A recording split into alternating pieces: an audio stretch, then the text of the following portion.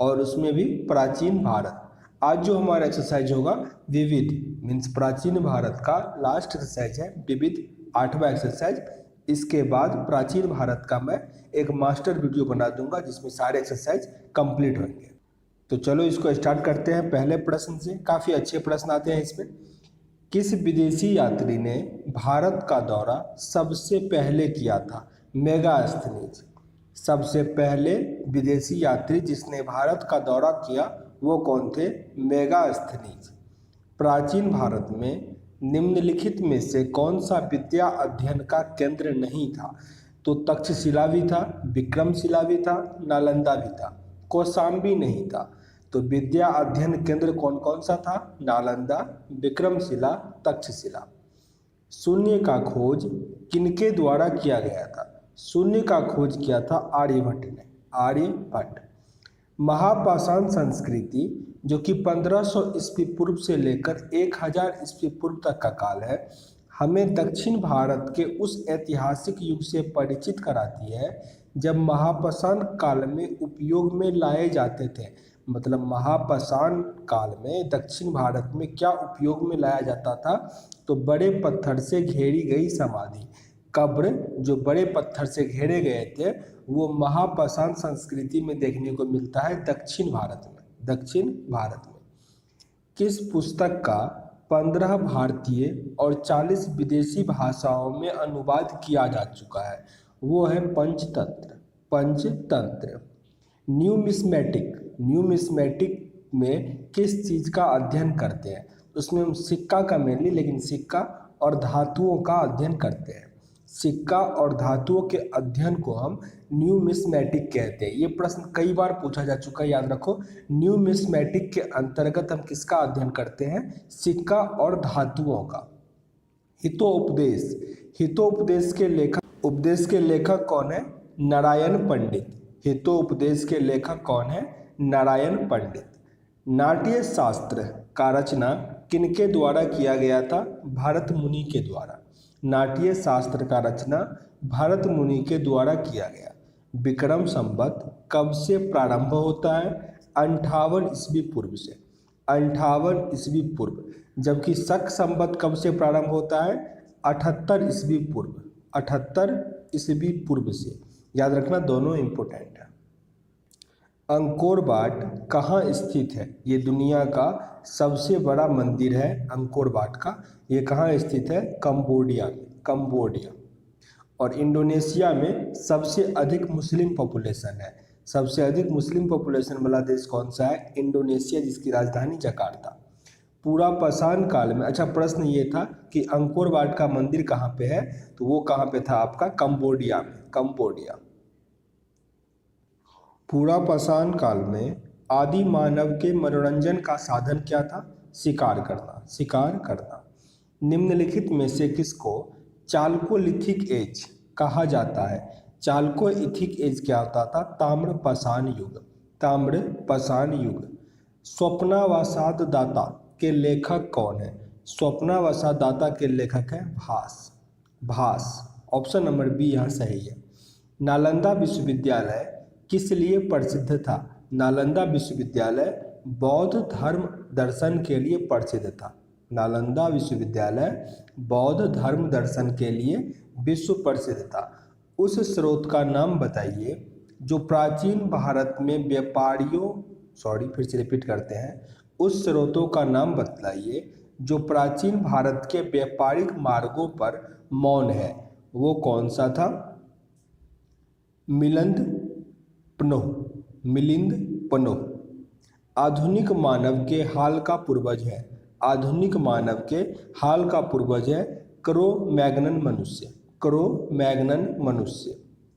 Botanical name आदमी का क्या होता है? Homo sapiens. Homo sapiens. ये बोटनिकल नेम का स्टार्ट किसने किया था? लिनियस ने किया था। ईसा के प्रारंभिक सदियों में भारत तथा रोम के बीच घनिष्ठ व्यापारिक संबंधों की सूचना किस पुरास्थल की खुदाई से प्राप्त होती है? अरिकमेडु। अरिकमेडु की खोज से प्राप्त होती है। आधुनिक देवनागरी लिपि का प्राचीनतम रूप कौन सा है? ब्राह्मी लिपि। जैसे हिंदी का लिपि कौन सा है? देवनागरी। तो देवनागरी का प्राचीनतम क्या है? ब्राह्मी लिपि। ब्राह्मी लिपि से देवनागरी सब हमको देखने को मिलता है। मानव द्वारा सर्वप्रथम प्रयुक्त अनाज कौन सा था? मानव द्वारा सर्वप्रयुक्त अनाज कौन सा था? गेहूं व जौ। आपको ऑप्शन में कहीं पे जौ हो जाता है, कहीं गेहूं हो जाता है, तो ऑप्शन पे ध्यान से टिक करना, ठीक ना। अगर मान लो गेहूं और जौ दोनों आपके ऑप्शन में आ जाए तब जौ पे टिक कर लेना, ठीक। आंसर यहाँ पे आपका वैसे बी है। निम्नलिखित में से कौन सा सुमेलित नहीं है? तो रवि कीर्ति पुलकेशिन द्वितीय को कहा जाता था, भवभूति कन्नौज के यशोवर्मन को कहा जाता था, हरिसेन हर्ष को, ये गलत है, दांडी नरसिंह वर्मन को कहा जाता था। आंसर यहाँ पे आपका सी है। काव्य शैली का प्राचीनतम नमूना किसके अभिलेख से मिलता है? ये मिलता है रुद्रदमन के अभिलेख से। रुद्रदमन के अभिलेख से काव्य शैली का प्राचीनतम प्रमाण मिलता है। निम्नलिखित में से कौन सा बंदरगाह पौंडुके नाम से the Periplus of the Erythraean sea means लाल सागर का भ्रमण के अज्ञात नाम का लेखक ने लिखा था? ये कौन थे? अरिकामेडु। अरिकामेडु। ताम्रसम या ताम्रपाषाण काल में मनुष्य के लोग मृतकों के घर के फर्श के नीचे किस तरह रखकर दफनाते थे? उन्हें उत्तर से दक्षिण की ओर। वर्तमान में भी यही है, उत्तर से दक्षिण की ओर। भीमबेटका किसके लिए प्रसिद्ध है? भीमबेटका प्रसिद्ध है गुफाओं के शैलचित्र के लिए। गुफाओं के शैलचित्र के लिए भीमबेटका प्रसिद्ध है। यहाँ पे सुमेलित करना है, कौन सा जगह कौन से स्टेट में पड़ता है, ये आपको सुमेलित करना है। रामेश्वरम कहाँ पे है? तमिलनाडु में। रामेश्वरम जहाँ के ये थे APJ अब्दुल कलाम सर, तो रामेश्वरम कहाँ है? तमिलनाडु में।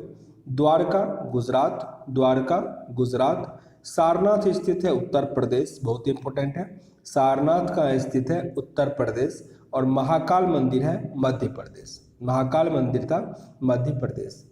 भारतवर्ष के लिए इंडिया शब्द का प्रयोग सर्वप्रथम किसने किया? सर्वप्रथम हेरोडोटस ने किया। हेरोडोटस, जिन्हें इतिहास का जनक भी कहा जाता है, फादर ऑफ हिस्ट्री, हेरोडोटस, इन्होंने ही भारतवर्ष के लिए इंडिया शब्द का प्रयोग सबसे पहले किया।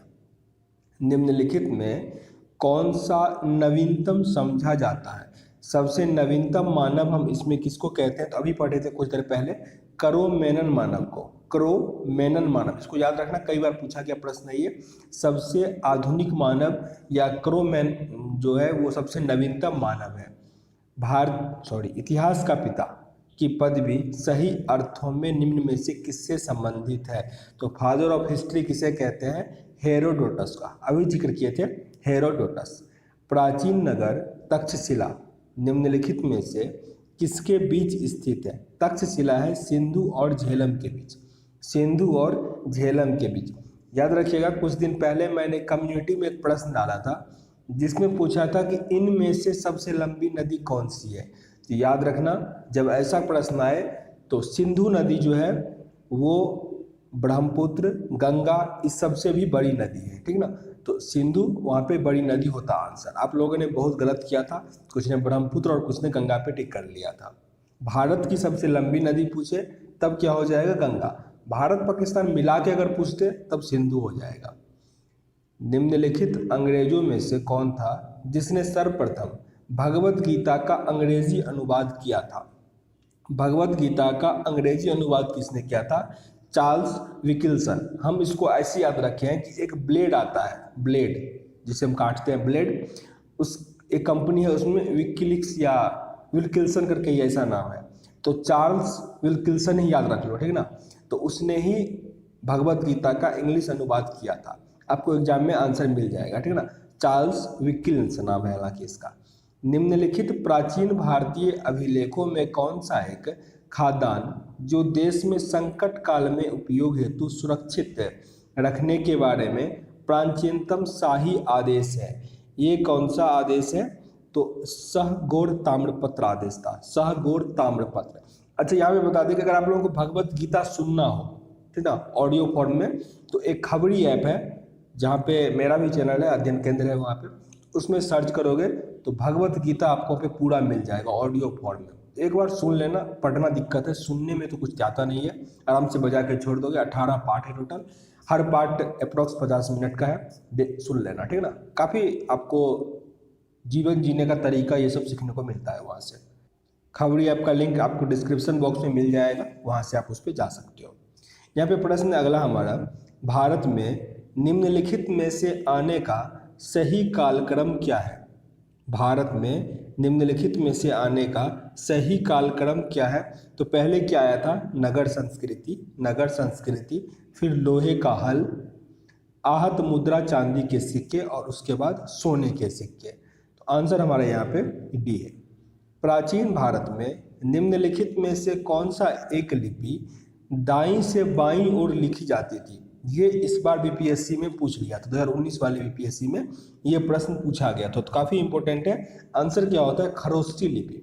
खरोष्ठी लिपि में अशोक का एक अभिलेख भी देखने को मिलता है। कमेंट बॉक्स में बताइएगा कि अशोक का कौन सा अभिलेख खरोष्ठी लिपि में लिखा गया है, ठीक है ना। और ये लिपि क्या होता है? उर्दू की तरह दाएं से बाएं की ओर लिखा जाता है। हम लोग क्या करते हैं, हिंदी जो लिखते हैं, ये हमारा बायां साइड है, बाएं से दाएं की तरफ लिखते हैं, पर उर्दू क्या होता है? अपोजिट लिखा जाता है। तो वैसा ही आपका खरोष्ठी भी क्या है? दाएं से बाएं की तरफ लिखा जाता है।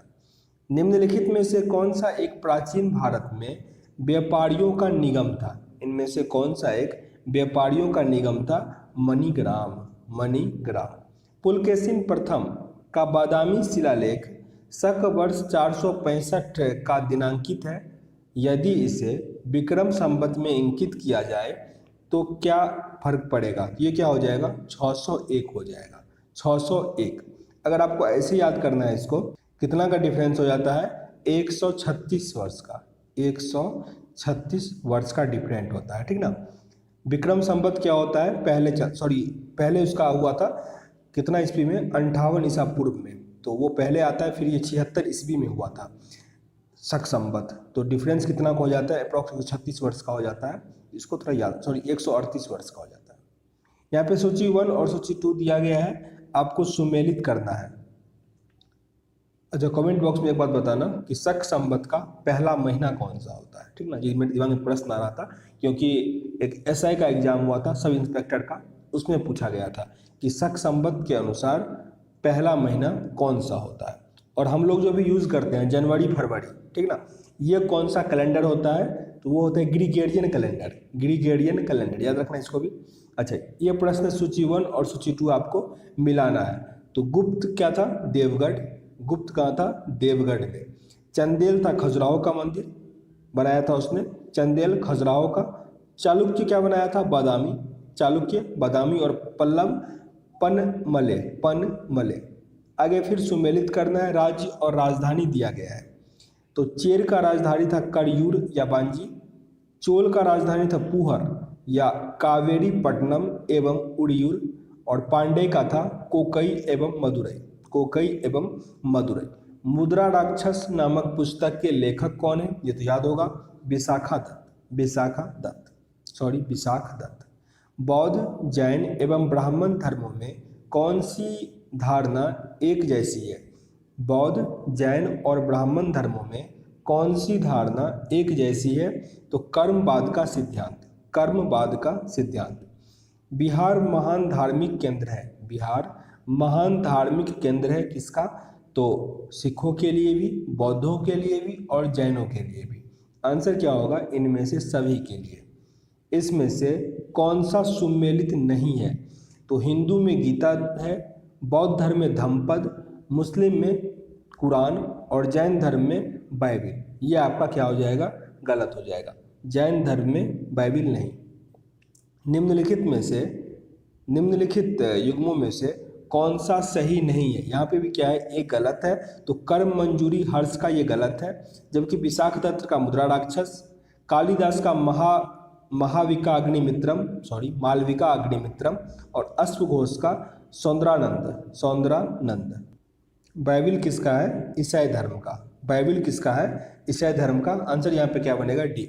निम्नलिखित में से कौन सा सुमेलित नहीं है? तो कर्म मंजूरी हर्ष ये गलत है, मुद्रा राक्षस सही है विशाख दत्त, मालविका अग्निमित्रम कालिदास, और सौंदरानंद अश्वघोष, ये तीनों सही है, जबकि कर्पूर मंजरी हर्ष ये गलत है। यहाँ पे मानव द्वारा सर्वप्रथम प्रयुक्त धातु कौन सा है? तांबा। तांबा। प्राचीन भारत में हुई वैज्ञानिक प्रगति के संदर्भ में यहाँ पे कौन सा कथन सही है, ये आपको बताना है। तो प्रथम सदी ईसा पूर्व में विभिन्न प्रकार के विशिष्ट शल्य औजारों का उपयोग हुआ था, मतलब आम था, ये सही है। दूसरा है तीसरी सदी ईस्वी में या उसके आरंभ में मानव शरीर के आंतरिक अंगों का प्रत्यारोपण शुरू हो चुका था, ये बिल्कुल गलत है, उतना पहले ये नहीं हुआ, ये गलत हो गया। पाँचवीं सदी ईस्वी में कोन या जिया का सिद्धांत ज्ञात था, पता है, ये सही है। सातवीं सदी में चक्रीय चतुर्भुज का सिद्धांत ज्ञात था, तो ये तीन यहाँ पे सही है, जबकि दूसरा क्या है? गलत है। आगे प्रश्न है हमारा, प्राचीन भारत में योद्धेय कौन था? प्राचीन भारत में योद्धेय कौन था? एक गणतांत्रिक जनजाति, एक गणतंत्रात्मक जनजाति। आंसर है यहाँ पे सी। बोरोबुदूर किसका स्थल है? बोरोबुदूर है जावा की 8वीं शताब्दी ईस्वी में निर्मित एक बृहद स्तूप। आंसर है यहाँ पे बी। तो टोटल 46 प्रश्न थे, वो मैंने कंप्लीट कर लिया। उम्मीद करते हैं यहाँ से कुछ सीखने का मौका मिला होगा। सेशन अगर अच्छा लगा हो तो लाइक कीजिए, पसंद ना आया हो डिसलाइक भी कर सकते हैं, पर कारण जरूर बताइएगा। पर ध्यान रखिएगा, इसके बाद एक मास्टर वीडियो आएगा, उसको जरूर देखिएगा, जिसमें आपका पूरा रिवीजन हो जाएगा प्राचीन भारत का। इसके बाद हम पहले मॉडर्न हिस्ट्री पढ़ लेंगे, क्योंकि मध्यकालीन भारत जो है वो इम्पोर्टेंट है, पर उसके लिए पढ़ना बहुत अधिक पड़ता है। तो आधुनिक भारत पहले कंप्लीट कर लेते हैं, फिर हम मध्यकालीन भारत भी कंप्लीट कर लेंगे। तो मिलते हैं नेक्स्ट वीडियो में, तब तक के लिए जय हिंद।